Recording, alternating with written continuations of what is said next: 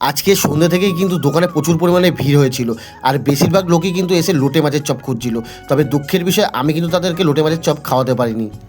একটা দিন আমাদের দোকান বন্ধ থাকলে পরের দিন কিন্তু আমাদের প্রচুর চাপ পড়ে যায়। আজকে যে আমাদের চাপ পড়বে সেটা আমরা জানতাম, তাই তো আগে থেকে এসে দোকানটাকে গুছিয়ে নিয়ে ভালো করে চপ ভাজা শুরু করে দিই। প্রতিদিনকার মতো আজকেও কিন্তু আমাদের দোকানে সমস্ত আইটেম ছিল, শুধুমাত্র লোটে মাছের চপ ছাড়া। মোটামুটি আলু, পেঁয়াজি, বেগুনি, ভেজিটেবিল, চিংড়ি, মাছের ডিম, মুরগির ডিম সমস্ত চপই ছিল, শুধুমাত্র লোটে মাছের চপটাই ছিল না।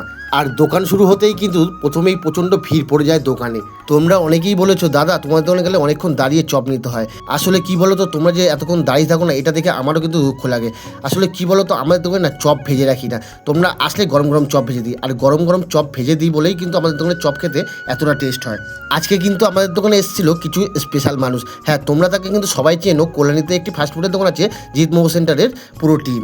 কিন্তু দুঃখের বিষয়, তারা যেহেতু একটু লেট করে এসেছে, আমাদের দোকানে কিন্তু ম্যাক্সিমাম চপ সব শেষ হয়ে গেছিলো, তাই তো আমি তাদেরকে কিন্তু বেশি চপ খাওয়াতে পারিনি। এইবার বলো তো, তোমরা কে কে আমাদের দোকানের চপ খেয়েছো, আর আমাদের দোকানের চপটা খেতে কেমন টেস্ট সেটা প্লিজ কমেন্টে জানিয়ে যেও।